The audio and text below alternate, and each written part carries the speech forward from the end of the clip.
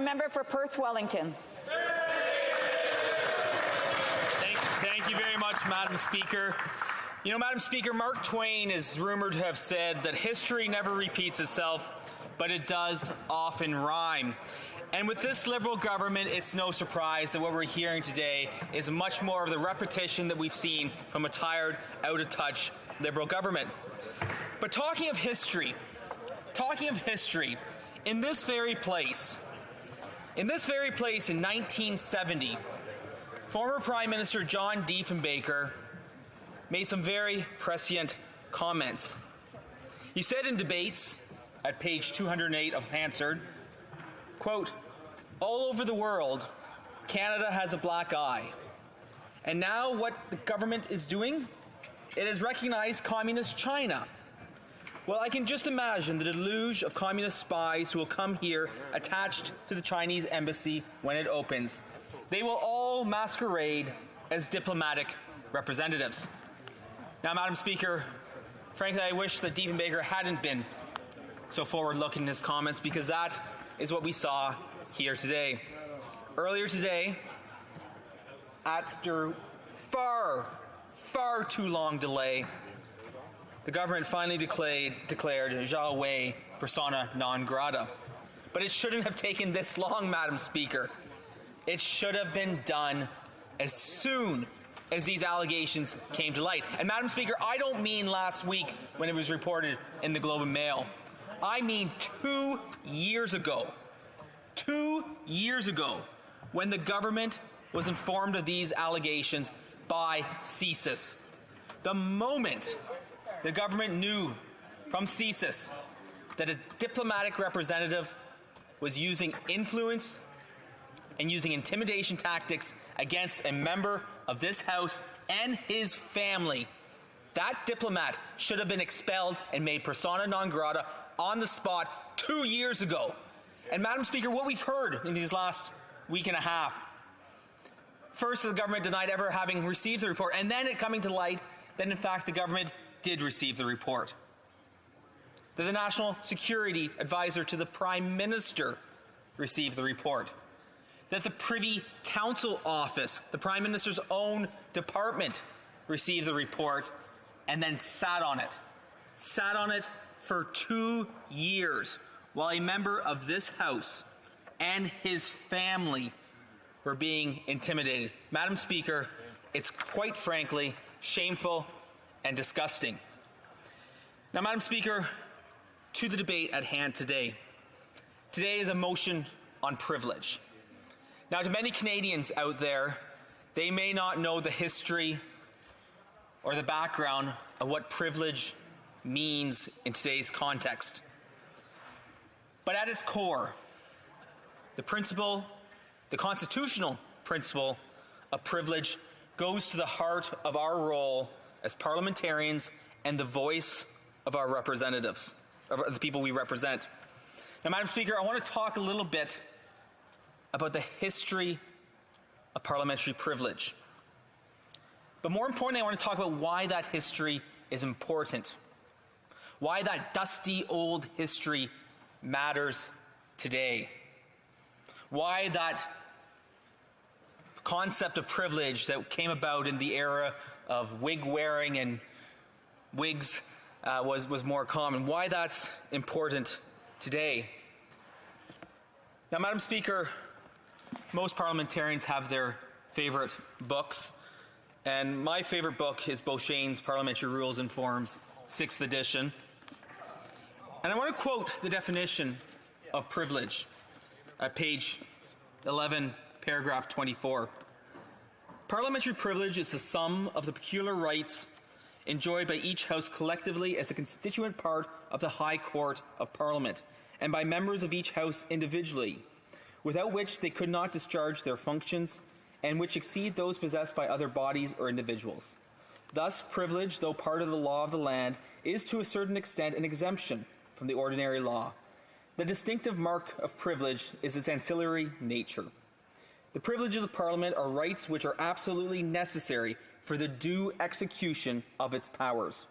They are enjoyed by individual members because the House cannot perform its functions without unimpeded use of the services of its members, and by each House for the protection of its members and the vindication of its own authority and dignity.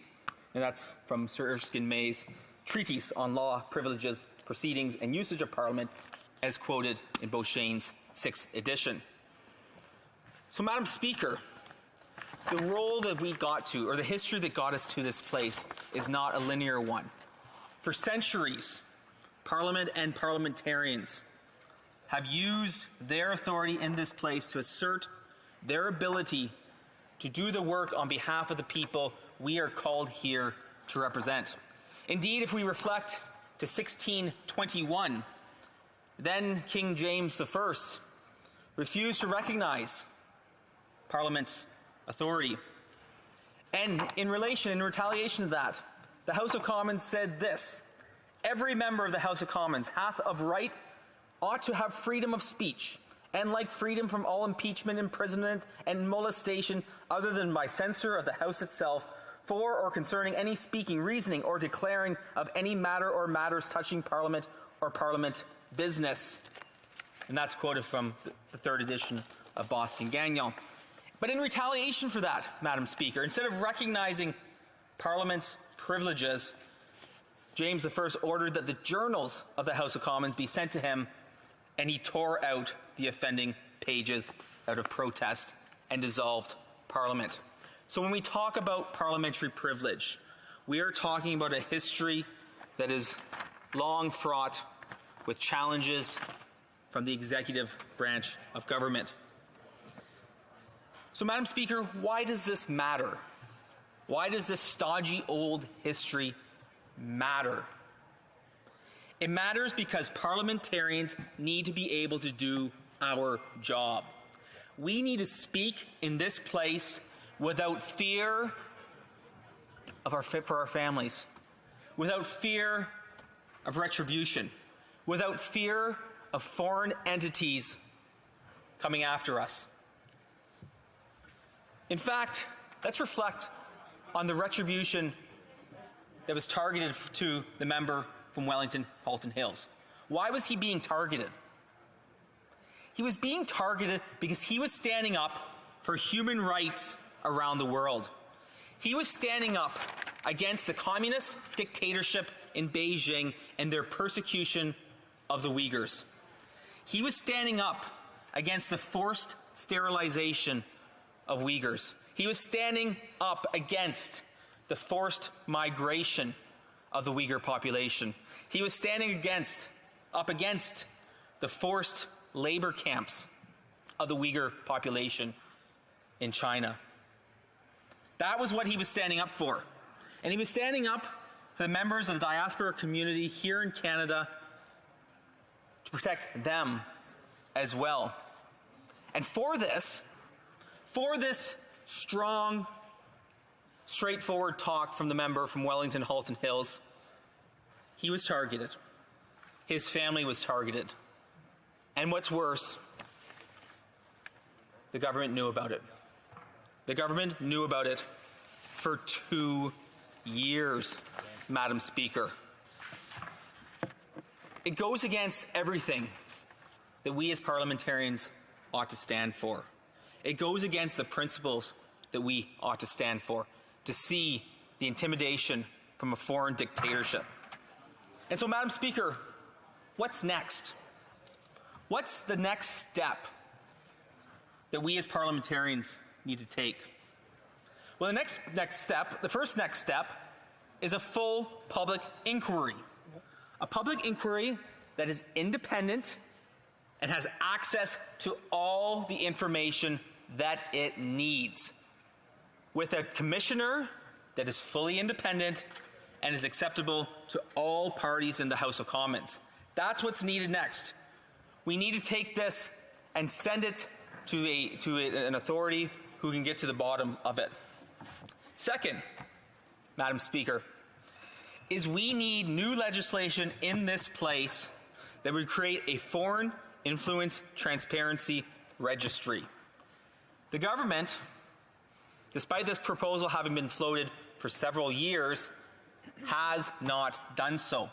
In fact, their most recent announcement on this was that they are going to hold consultations.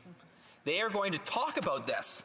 They're going to talk about maybe sometime perhaps getting to the point where they could perhaps get a foreign influence registry. Now, Madam Speaker, it's been talked about already in this House, so I don't need to repeat it. But it makes sense. If other entities, domestic, are required to register in order to lobby government officials, does it not also make sense that a foreign dictatorship ought also to do the same? That a foreign dictatorship must also register to ensure that the people in this place have that opportunity to know who is there, rather than, as we've seen in the past, an entity attached to the Beijing consulate waiting more than 2 years before taking action. Now, Madam Speaker, we have known that democracy can only do our work if the people in this place are free and secure to pursue the policies and direct the government to take actions that are in the interests of the Canadian people. Erskine May at Chapter 4 reads, and I quote, "Freedom of speech is a privilege essential to every free council or legislature. It is so necessary for the making of laws that if it had never been expressly confirmed, it must still have been acknowledged as inseparable from Parliament and inherent in its constitution." The freedom of speech of its members. The freedom of speech employed by the member for Wellington Halton Hills in condemning and calling to task the dictatorship in Beijing and their persecution of the Uyghur population. Now, Madam Speaker, I draw your attention to July 12, 1976, when the Speaker presented the first report of the Special Committee on Rights and Immunities of Members. In that report, he stated, and I quote, "The purpose of parliamentary privilege is to allow members of the House of Commons to carry out their duties as representatives of the electorate without undue influence." The next year, on October 29, 1977, the committee presented another report that stated, and I quote, "The freedom of speech accorded to members of Parliament is a fundamental right, without which they would be hampered in the performance of their duties. It permits them to speak in this House without inhibition, to refer to any matters or express any opinion as they see fit, and to say what they feel needs to be said in the furtherance of the national interests and aspirations of their constituents." So, Madam Speaker, as the member from Wellington Halton Hills mentioned earlier today, this motion, the need for this motion, is because of the failure of the executive branch of government. This executive branch of government failed to protect members of this House of Commons from foreign influence. And by extension, this government has failed to protect all Canadians from the threat of foreign influence. Indeed, as both the Leader of the Opposition and the member from Wellington Halton Hills himself had mentioned, within this place we have a platform that we can raise these issues. But do you know who doesn't have that platform? It's the thousands upon thousands upon thousands of Canadians of Chinese descent who are being intimidated on a daily basis, who are facing repercussions from a dictatorship from Beijing and intimidating them here on Canadian soils. Being intimidated by the presence of police stations of a foreign entity that have been allowed to pop up in at least 2 separate cities, and in fact continue to exist after the fact that the Minister of Public Safety claimed that they had been shut down. This government has failed to ensure that parliamentarians and members of this House were actively and effectively briefed on the intimidation efforts against them. We know that the member from Wellington Halton Hills was one such person, but the reports indicated that it may have been more than one member and more than one member's family who are being subject to these negative repercussions. And Madam Speaker, one is too many, but more than one, is an absolute indictment of the failure of this Liberal government to take seriously the threat of foreign influence in Canada.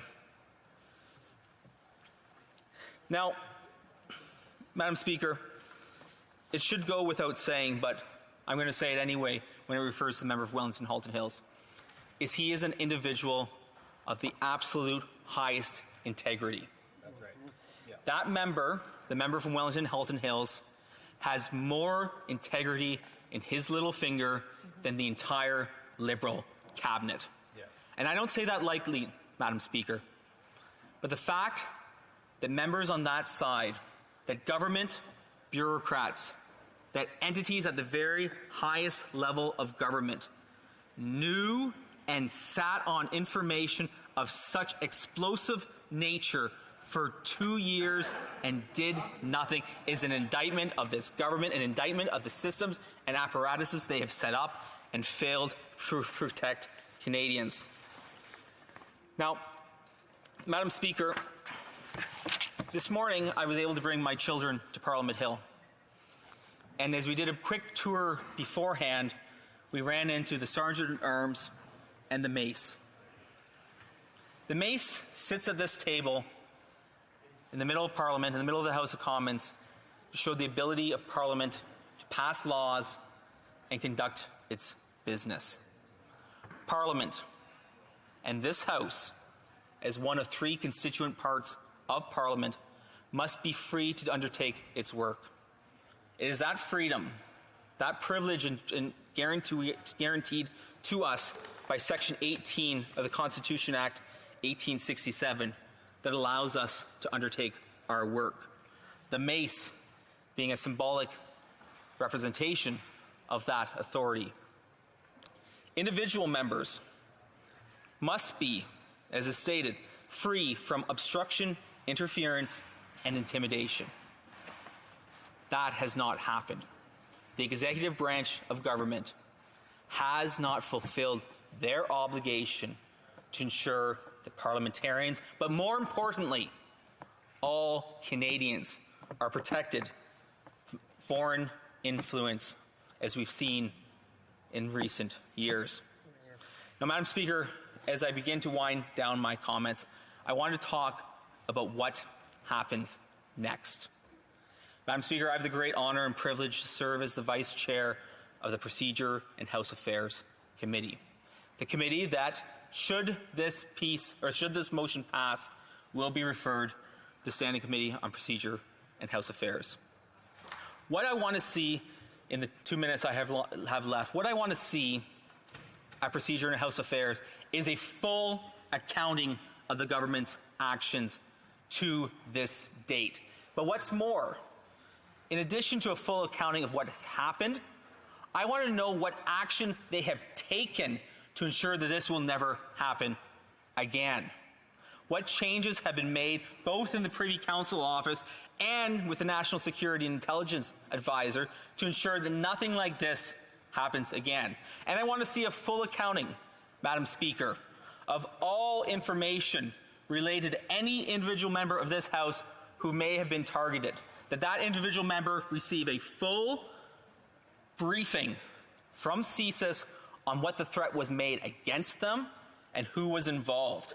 And Madam Speaker, each and every diplomat who has been involved in nefarious intimidation tactics on Canadian soil must be held to account, and like Zhao Wei, must be declared persona non grata immediately upon that information coming to light.